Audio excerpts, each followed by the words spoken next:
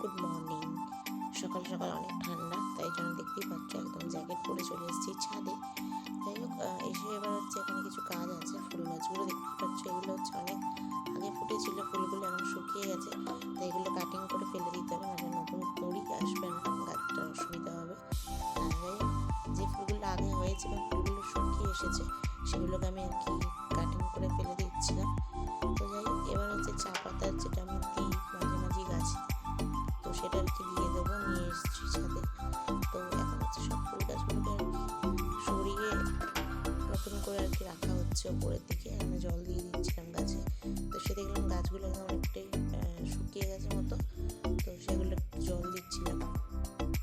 আর এই ডালিয়া ফুলগুলোকে আর কি মানে যেহেতু এগুলো ফুল নতুন করে হচ্ছে এখন, সেগুলোকে আর কি উপর রেলিংয়ে তুলে দিচ্ছিলাম ভালো করে দড়ি টড়ি দিয়ে বেঁধে।